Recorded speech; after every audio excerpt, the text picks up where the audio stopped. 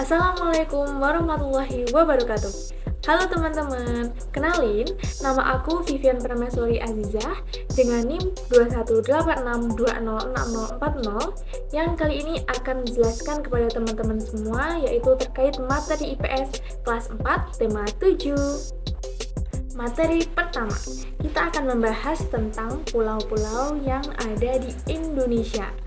Jadi, kita ketahui bersama bahwasanya di negara Indonesia ini terdapat banyak sekali keragaman.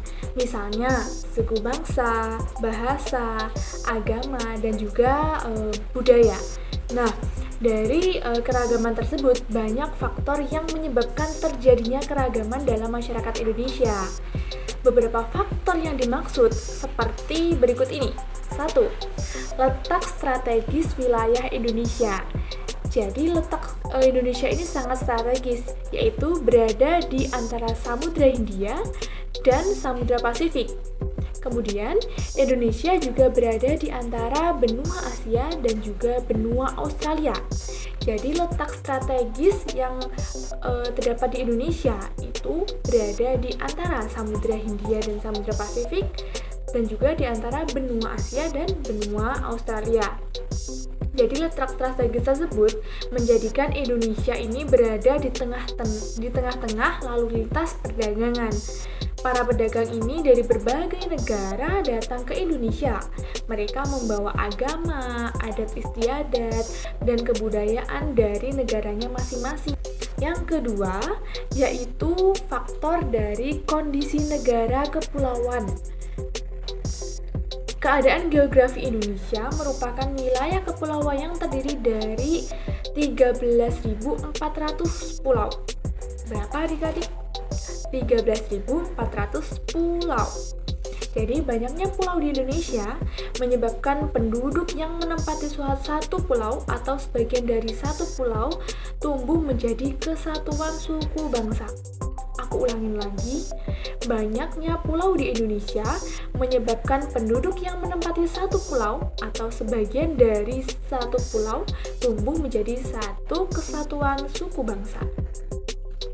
Jadi tiap-tiap suku bangsa memiliki budayanya sendiri. Oleh karena itu, di Indonesia ini ada banyak suku bangsa dengan budaya yang berbeda-beda. Faktor ketiga, perbedaan kondisi alam. Jadi negara Indonesia ini sangat luas, terdiri dari 13.466 pulau. Tiap-tiap pulau ini dibatasi oleh lautan. Selain itu, Indonesia merupakan negara vulkanis dengan banyak pegunungan, baik gunung berapi maupun bukan gunung berapi. Keadaan alam Indonesia tersebut mempengaruhi keanekaragaman masyarakatnya. Kehidupan masyarakat pantai pun berbeda dengan kehidupan masyarakat di pegunungan.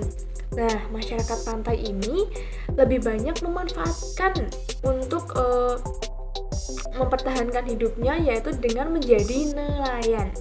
Diingat-ingat ya, masyarakat yang hidup di sekitar pantai tentu mayoritas bagian besar ia bekerja sebagai seorang nelayan.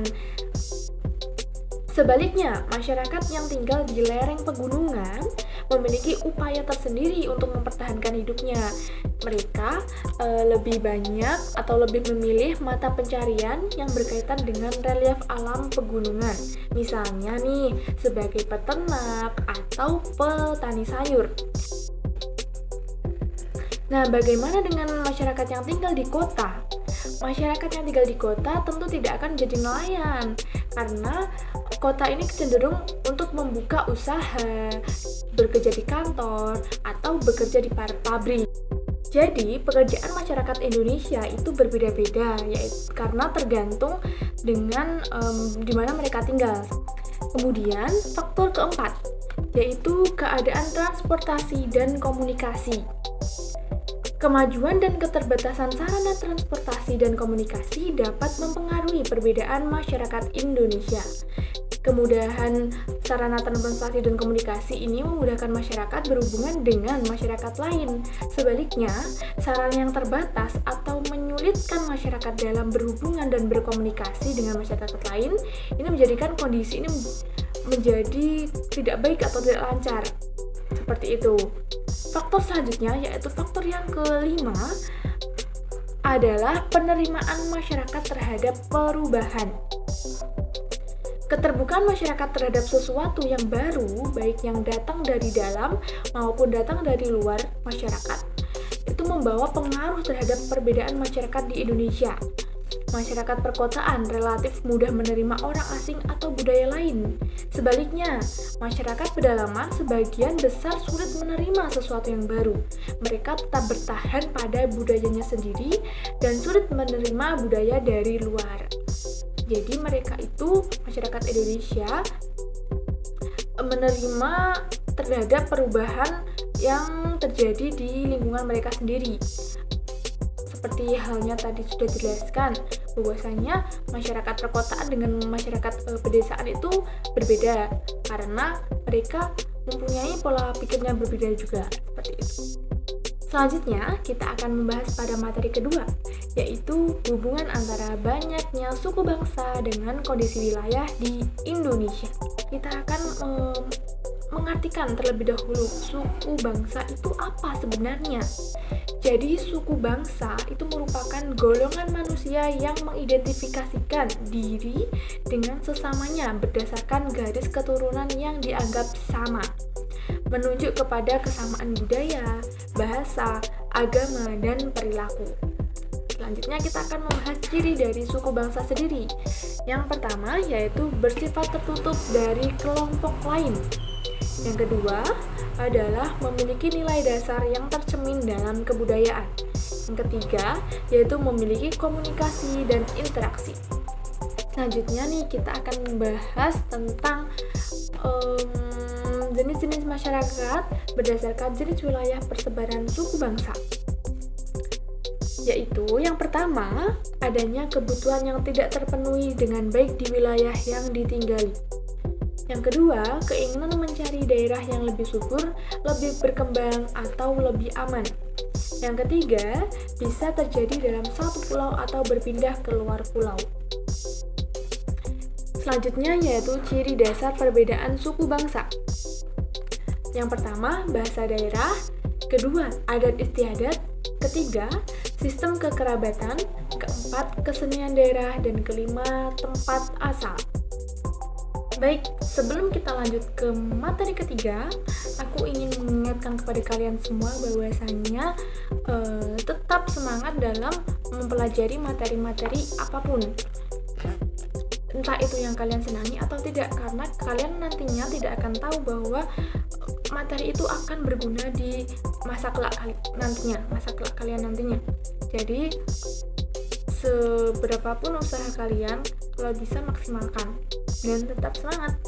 Kita selanjutnya akan membahas ke materi ketiga, yaitu menyebutkan suku bangsa yang ada di negara Indonesia.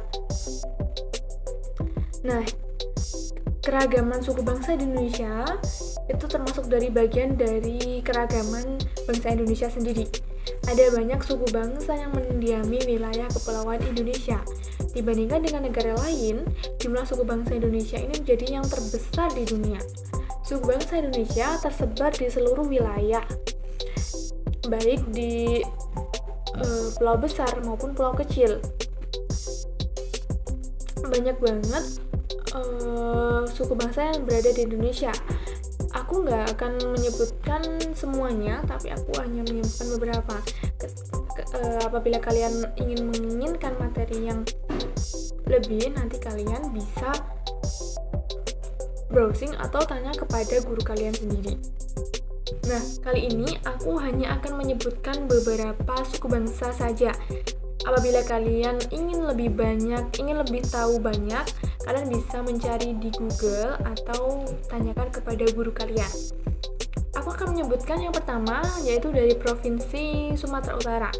Terdapat suku bangsa Batak Angkola, Batak Karo, Batak Mandailing, Batak Pakpak, Batak Simalungun, Batak Toba, Ulu, dan Nias. Yang kedua yaitu dari Provinsi Jambi, yaitu ada anak dalam, Jambi, Kerinci, Melayu, Bajau, Batin, Kubu, dan Penghulu. Yang ketiga itu dari Kepulauan Riau, yaitu ada Melayu, Laut, dan Batak. Baik, gak kerasa kita udah memasuki materi keempat. Nah, materi keempat ini adalah kita akan membahas tentang bentuk, bahan pembuat, dan keunikan dari rumah adat daerah. Kali ini kita akan membahas tentang rumah adat suku Manggarai. Rumah adat suku Manggarai. Suku bangsa Manggarai tinggal di Kabupaten Manggarai, Flores Barat, Nusa Tenggara Timur. Di wilayah Kabupaten Manggarai terdapat sebuah kampung adat bernama Wairobo. Wairobo terletak di sebuah lembah di barat daya kota Ruteng. Saat ini Wairobo menjadi tujuan wisata. Di Wairobo terdapat 7 rumah adat Manggarai. Satu di antaranya rumah adat Gendang yang biasa disebut Baru Niang. Rumah gendang berbentuk kerucut dengan ketinggian mencapai 15 meter. Dinding rumah terbuat dari kayu dan bambu. Atapnya terbuat dari ijuk yang disebut wunut. Setiap bagian rumah direkatkan dengan menggunakan rotan dan tanpa paku sama sekali. Baru Niang terdiri atas 5 lantai. Setiap lantai rumah Baru Niang memiliki ruangan dengan fungsi yang berbeda-beda, yaitu sebagai berikut. Yang pertama, tingkat pertama disebut lutur. Ruangan di tingkat ini digunakan sebagai tempat tinggal dan berkumpul dengan keluarga. Yang kedua, tingkat kedua berupa loteng dan disebut lobo, berfungsi untuk menyimpan bahan makanan dan barang-barang sehari-hari. Ketiga, tingkat 3 itu disebut dengan lentar. Tingkat ini digunakan untuk menyimpan benih-benih tanaman pangan seperti benih jagung, padi, dan kacang-kacangan. Keempat, yaitu tingkat keempat disebut lemparai. Lemparai ya, disediakan untuk menyimpan bahan makanan apabila terjadi kekeringan. Yang kelima, yaitu tingkat kelima disebut dengan hekang kode. Materi kelima, yaitu daerah asal dan keunikan dari rumah adat. Keragaman rumah adat di Indonesia itu berpengaruh terhadap bentuk rumah adat. Rumah adat umumnya dibangun menyesuaikan kondisi bentang alam wilayah setempat. Keragaman bentuk rumah adat mencerminkan kemampuan nenek moyang bangsa Indonesia sebagai arsitek handal. Tidak hanya unik, bentuk rumah adat mengandung makna dan simbol tertentu. Semua itu disesuaikan adat istiadat tiap-tiap daerah. Keragaman rumah adat di Indonesia itu banyak macamnya. Nah, selanjutnya pada materi 6 ini kita akan membahas keunikan dari pakaian adat. Ragam pakaian adat di Indonesia, perbedaan kondisi geografis di Indonesia mendorong berkembangnya pakaian adat. Bagi bangsa Indonesia, pakaian adat termasuk salah satu kekayaan budaya. Penduduk daerah biasanya mengenakan pakaian adat dalam peringatan peristiwa atau acara tertentu. Contohnya, pakaian adat dikenakan saat acara pernikahan atau tradisi adat daerah setempat. Di beberapa daerah, pakaian adat ini dikelompokkan sesuai dengan kedudukan atau status pemakaiannya dalam masyarakat. Contohnya, pakaian raja, kepala suku, atau bangsawan berbeda dengan pakaian adat rakyat biasa. Selanjutnya, kita akan membahas tentang keberagaman ekonomi di Indonesia. Nah, berikut ini merupakan beberapa jenis aktivitas ekonomi dan bidang ekonomi terkait. Yang pertama, aktivitas ekonomi di bidang pertanian. Wilayah Indonesia ini berada di antara lintang 6 derajat lintang utara sampai 11 derajat lintang selatan. Posisi ini menyebabkan wilayah Indonesia beriklim tropis. Wilayah Indonesia mendapatkan banyak sinar matahari dan curah hujan sepanjang tahun. Jadi seperti saat ini di akhir tahun pada Indonesia ini sedang beriklim hujan.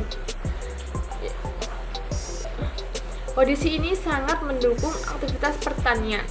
Aktivitas pertanian juga didukung dengan tingkat kesuburan tanah yang tinggi karena pengaruh banyaknya gunung api. Banyak penduduk di Indonesia melakukan aktivitas pertanian. Dengan mencermati kondisi geografis Indonesia, aktivitas pertanian dibedakan menjadi pertanian lahan basah dan juga pertanian lahan kering. Nah, pertanian lahan basah ini membutuhkan banyak air, misalnya sawah irigasi dan juga sawah lebak. Pertanian lahan kering membutuhkan sedikit air saja, misalnya tegalan dan juga perkebunan. Lantas, jenis lahan apa yang cocok dikembangkan di daerahmu? Kalian bisa menanyakan ini kepada guru kalian atau orang kalian. Nah, lantas, jenis lahan apa yang cocok dikembangkan di daerahmu? Hal ini dapat kalian tanyakan kepada orang tua kalian atau guru kalian. Atau kalian juga bisa browsing lagi, karena materi apapun bisa kalian dapatkan dengan mempertanyakan di handphone atau gadget kalian. Selanjutnya, yang kedua, aktivitas ekonomi di bidang peternakan. Di Indonesia, banyak aktivitas peternakan yang dikelola masyarakat atau badan usaha. Aktivitas tersebut berupa peternakan unggas, peternakan hewan kecil, dan peternakan hewan besar. Beragamnya aktivitas ini menyediakan hasil ternak melimpah. Selanjutnya, hasil ternak dapat dikonsumsi oleh masyarakat. Kemudian, apa sajakah jenis hewan yang dibudidayakan masyarakat? Jenis hewan yang dibudidayakan itu sebagai berikut. Pertama, yaitu peternakan unggas, meliputi ayam, itik, burung, dan angsa. Kemudian, kedua, yaitu peternakan hewan kecil, meliputi kelinci, kambing, dan juga domba. Ketiga, yaitu peternakan hewan besar, meliputi sapi, kerbau, dan kuda. Nah, hasil peternakan tersebut meliputi telur, daging, susu, kulit, dan juga bulu. Tidak hanya untuk dikonsumsi masyarakat, hasil ternak ini juga dapat diolah menjadi berbagai kerajinan. Kerajinan dari hasil peternakan, misalnya tas, sepatu, sandal, jaket, sarung tangan, kok untuk bulu tangkis, dan lain sebagainya. Jadi setiap hasil ternak dari hewan-hewan tersebut dapat dijadikan kerajinan dan juga makanan seperti itu. Yang ketiga, yaitu aktivitas ekonomi di bidang perikanan. Sekitar 2/3 luas wilayah Indonesia itu berupa perairan. Fakta inilah yang menjadikan Indonesia dikenal dengan sebutan negara maritim. Luasnya wilayah perairan menyimpan potensi kekayaan alam yang melimpah pula. Potensi ini dimanfaatkan masyarakat untuk mengembangkan aktivitas di perikanan. Aktivitas perikanan dilakukan secara tradisional. Kondisi ini menyebabkan produksi hasil perikanan di Indonesia belum optimal. Aktivitas perikanan dikelompokkan menjadi perikanan tangkap dan perikanan budidaya. Jadi aktivitas perikanan tangkap ini dilakukan oleh nelayan dengan cara menangkap ikan di laut. Dahulu nelayan mengandalkan angin untuk menggerakkan perahu. Nah, nelayan ini memanfaatkan angin darat untuk pergi melaut dan angin laut untuk kembali ke daratan.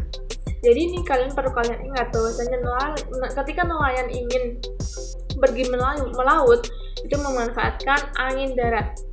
Nah, ketika kembali ke daratan itu memakai angin laut. Kini nelayan sudah menggunakan mesin penggerak kapal atau motor untuk menggerakkan perahunya. Lantas, bagaimana dengan aktivitas perikanan budidaya? Aktivitas perikanan budidaya dilakukan di darat atau di perairan payau. Budidaya ikan di darat dilakukan di kolam, sungai, sawah, waduk atau bendungan, dan danau. Contohnya, budidaya ikan lele, ikan mas, ikan nila, dan mujair. Budidaya ikan ini di perairan payau dilakukan ditambak di pesisir pantai. Yang keempat, yaitu aktivitas ekonomi di bidang kehutanan. Dahulu hamparan hutan hijau Indonesia pernah dijuluki sebagai karpet hijau. Julukan karpet hijau ini karena hutan Indonesia ini tampak hijau dilihat dari udara. Hijaunya hutan dipengaruhi oleh iklim tropis yang ada di Indonesia.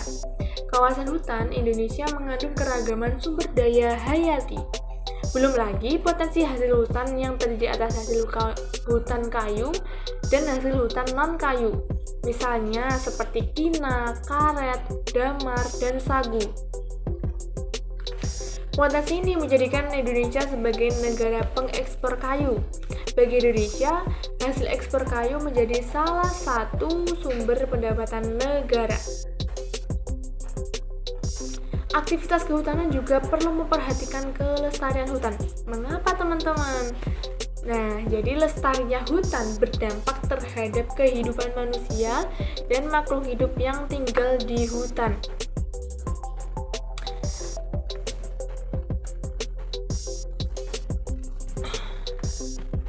Kelestarian hutan dapat dijaga dengan cara antara lain melakukan tebang pilih dan melakukan penghijauan atau reboisasi lahan gundul.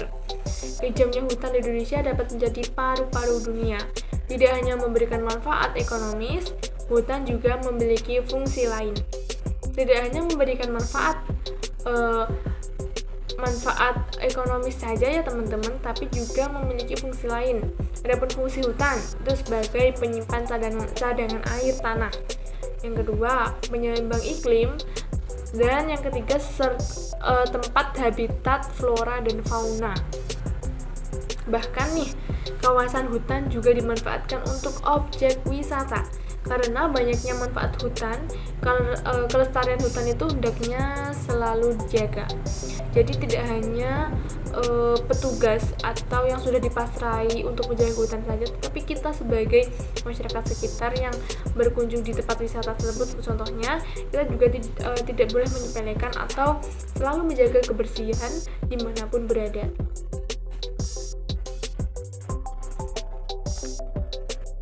Materi ke-8 yaitu arti penting memahami keragaman dalam masyarakat Indonesia. Keragaman masyarakat Indonesia hendaknya kita pahami bersama sebagai kelebihan bangsa Indonesia yang bisa memperkaya khasanah budaya nasional. Kita harus bisa menerima keragaman dalam masyarakat dengan bijaksana. Nah, kita itu hendaknya bisa menjadikan keragaman yang ada sebagai alat untuk mempererat persatuan dan kesatuan negara kesatuan Republik Indonesia. Kurang memahami keragaman dalam masyarakat Indonesia dapat menimbulkan dampak negatif bagi negara kesatuan Republik Indonesia sendiri. Banyak bentuk tindakan yang mencerminkan sikap toleran dalam keragaman nih. Apa aja, Kak? Yang pertama, menghargai perbedaan dalam masyarakat, baik perbedaan suku, agama, ras, budaya, maupun golongan. Kedua, hidup berdampingan secara damai dengan orang lain meskipun berbeda suku, agama, ras, budaya, maupun golongan. Jadi ketika kita memiliki perbedaan apapun itu, kita harus hidup berdampingan secara damai. Karena kita juga sebagai makhluk sosial tidak dapat hidup sendiri dan kita harus menyadarinya. Yang ketiga, yaitu berinteraksi dengan baik. Tanpa adanya sekat perbedaan suku, agama, ras, budaya, dan golongan itu, kita akan memasuki ke materi 9. Apa nih Kak materi ke-9? Yaitu aktivitas ekonomi yang dilakukan setiap keluarga. Yang pertama yaitu aktivitas ekonomi di bidang pertambangan. Kekayaan alam di Indonesia juga terkandung di perut bumi nih, yaitu berupa barang-barang tambang. Di wilayah Indonesia terdapat barang tambang, minyak, dan gas, serta barang tambang non-migas. Contoh barang tambang non-migas antara lain emas, perak, tembaga, batu bara, biji besi, nikel, aluminium, intan, pasir besi, dan bauksit. Nah, potensi barang tambang ini hendaknya dikelola dengan optimal bagi kemakmuran rakyat. Barang tambang ini bersifat tidak dapat diperbarui sehingga perlu dieksplorasi dengan bijak. Ketersediaan barang tambang harus dijaga bagi kebutuhan masa kini dan masa mendatang. Selain itu, perlu dicari sumber daya alam alternatif agar sumber daya alam tidak lekas habis. Yang kedua yaitu aktivitas ekonomi di bidang industri. Industri merupakan usaha mengubah bahan mentah menjadi barang setengah jadi atau barang jadi. Bahan mentah bersumber dari sumber daya alam. Adanya aktivitas industri dapat meningkatkan suatu barang. Aktivitas industri dapat dilakukan oleh perorangan, kelompok, maupun badan usaha. Contohnya, industri di Indonesia antara lain industri otomotif, konveksi, elektronik, sepatu, dan sandal. Selanjutnya yang ketiga adalah aktivitas ekonomi di bidang perdagangan. Potensi alam tiap-tiap daerah di Indonesia tentu berbeda-beda. Ada yang kaya potensi alam, ada pula yang miskin potensi alam. Fenomena ini dipengaruhi oleh kondisi geografis tiap-tiap daerah masing-masing. Akibatnya, teman-teman, tidak setiap daerah ini mampu menghasilkan barang yang dibutuhkan masyarakat setempat. Nah, untuk mengatasi masalah ini, berkembang aktivitas perdagangan. Aktivitas ini dilakukan masyarakat untuk menyalurkan barang atau jasa dari produsen ke konsumen.